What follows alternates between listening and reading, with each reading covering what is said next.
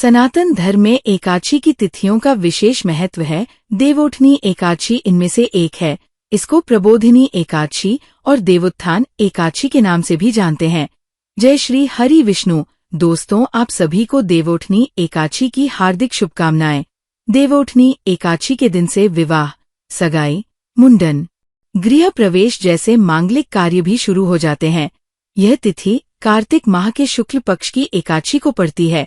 इस दिन भगवान विष्णु और मां लक्ष्मी की पूजा और व्रत का विधान है। मान्यता है कि इस दिन सच्चे मन से उपासना करने वाले जातकों को जगत के पालनहार श्रीहरि का आशीर्वाद मिलता है। साथ ही घर में सुख समृद्धि का भी वास रहता है। लेकिन क्या आप जानते हैं कि आखिर देवोठनी एकादशी मनाई क्यों जाती है? देवोठनी एकादशी का क्या है महत्व और मुहूर्त? कैसे करे पूजा?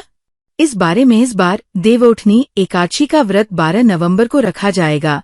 ये एकादशी बेहद महत्वपूर्ण है। मान्यता है कि इस दिन भगवान विष्णु 4 माह तक सोने के बाद जागते हैं। इन 4 महीनों में भगवान विष्णु के सोने या कहें देव शयन के कारण सभी प्रकार के मांगलिक कार्य वर्जित होते हैं। कार्तिक माह के शुक्ल पक्ष में पड़ने वाली दूसरी एकादशी को देवोठनी एकादशी कहा जाता है।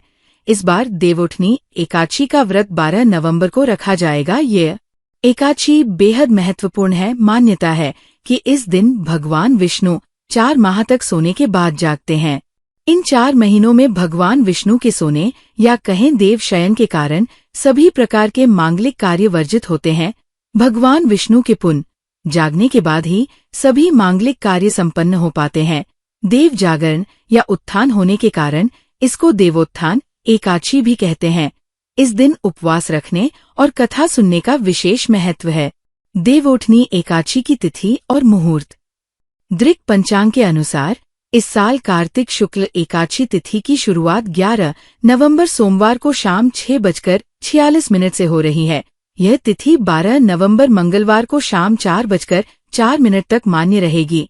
ऐसे में उद्यातिथि के आधार पर देवोठनी एकादशी का व्रत 12 नवंबर मंगलवार के दिन रखा जाएगा। देवोठनी एकादशी 2024 मुहूर्त।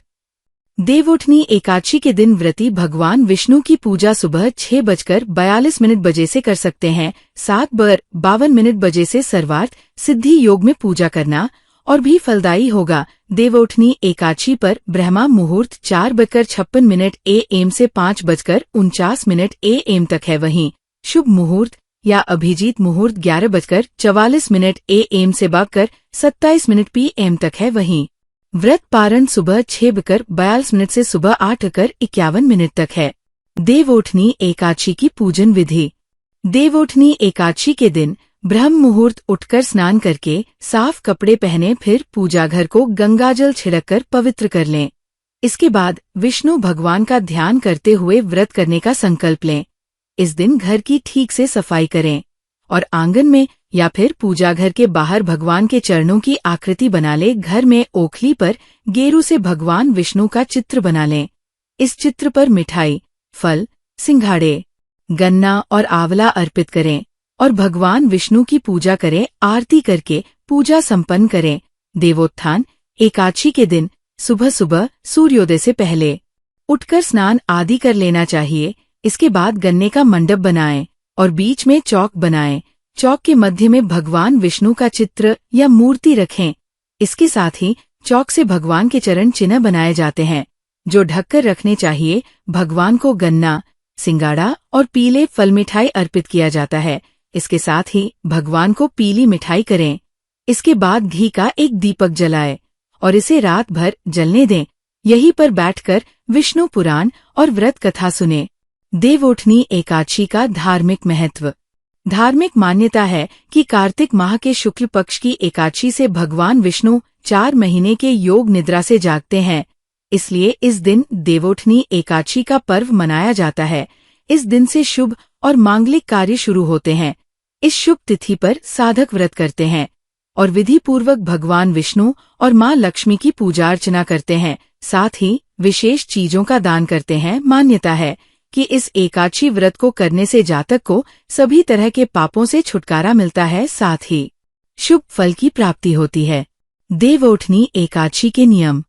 देवउठनी एकादशी पर बहुत से नियमों का पालन करना जरूरी होता है। इस दिन केवल निर्जल या जलीय पदार्थों पर ही उपवास रखना चाहिए। अगर व्रत रखने वाला रोगी, वृद्ध, बालक या व्यस्त व्यक्ति है तो वह केवल एक वेला का उपवास रख सकता है। इस दिन चावल और नमक से परहेज करना चाहिए। भगवान विष्णु की उपासना करना अच्छा रहता है। देवउठनी एकादशी के दिन तामसिक आहार, प्याज, लहसुन, मांस, मदिरा या बासी भोजन का सेवन बिल्कुल न करें। देवउठनी एकादशी कथा। कार्तिक माह के शुक्ल पक्ष की एकादशी को देवउठनी एकादशी, देवोत्थान एकादशी, देवउठनी ग्यारस, प्रबोधिनी एकादशी आदि नामों से जाना जाता है। इस दिन श्रीहरि विष्णु निद्रा से जागते हैं। यह है देवउठनी एकादशी की पौराणिक कथा। कथा। एक राजा के राज्य में सभी लोग एकादशी का व्रत रखते थे। प्रजा तथा नौकर चाकरों से लेकर पशुओं तक को एकादशी के दिन अन्न नहीं दिया जाता था। एक दिन किसी दूसरे राज्य का एक व्यक्ति राजा के पास आकर बोला, महाराज, कृपा करके मुझे नौकरी पर रख लें। तब राजा ने उसके सामने एक शर्त रखी कि ठीक है, रख लेते हैं, किंतु रोज तो तुम्हें खाने को सब कुछ मिलेगा, पर एकादशी को अन्न नहीं मिलेगा। उस व्यक्ति ने उस समय हाँ कर ली, पर एकादशी के दिन जब उसे फलाहार का सामान दिया गया तो वो राजा के सामने जाकर गिड़गिड़ाने लगा, महाराज, इससे मेरा पेट नहीं भरेगा, मैं भूखा ही मर जाऊंगा, मुझे अन्न दे दो। राजा ने उसे शर्त की बात याद दिलाई, पर वह अन्न छोड़ने को राजी नहीं हुआ। तब राजा ने उसे आटा, दाल, चावल आदि दिए। वो नित्य की तरह नदी पर पहुंचा और स्नान कर भोजन पकाने लगा। जब भोजन बन गया तो वो भगवान को बुलाने लगा, आओ भगवान, भोजन तैयार है। उसके बुलाने पर पीताम्बर धारण किए भगवान चतुर्भुज रूप में आ पहुंचे तथा प्रेम से उसके साथ भोजन करने लगे। भोजनादि करके भगवान अंतर्धान हो गए तथा वह अपने काम पर चला गया। 15 दिन बाद अगली एकादशी को वो राजा से कहने लगा कि महाराज, मुझे दुगुना सामान दीजिए। उस दिन तो मैं भूखा ही रह गया। राजा ने कारण पूछा तो उसने बताया कि हमारे साथ भगवान भी खाते हैं, इसीलिए हम दोनों के लिए ये सामान पूरा नहीं होता। ये सुनकर राजा को बड़ा आश्चर्य हुआ। वह बोला, मैं नहीं मान सकता कि भगवान तुम्हारे साथ खाते हैं। मैं तो इतना व्रत रखता हूँ, पूजा करता हूँ, पर भगवान ने मुझे कभी दर्शन नहीं दिए। राजा की बात सुनकर वो बोला, महाराज, यदि विश्वास न हो तो साथ चलकर देख लें। राजा एक पेड़ के पीछे छिपकर बैठ गया।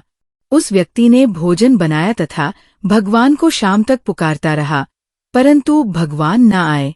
अंत में उसने कहा, हे भगवान, यदि आप नहीं आए तो मैं नदी में कूदकर प्राण त्याग दूंगा। लेकिन भगवान नहीं आए। तब वह प्राण त्यागने के उद्देश्य से नदी की तरफ बढ़ा। प्राण त्यागने का उसका दृढ़ इरादा जान शीघ्र ही भगवान ने प्रकट होकर उसे रोक लिया और साथ बैठकर भोजन करने लगे। खा पीकर वे उसे अपने विमान में बिठाकर अपने धाम ले गए। ये देख राजा ने सोचा कि व्रतोपवास से तब तक कोई फायदा नहीं होता जब तक मन शुद्ध न हो। इससे राजा को ज्ञान मिला। वह भी मन से व्रतोपवास करने लगा और अंत में स्वर्ग को प्राप्त हुआ।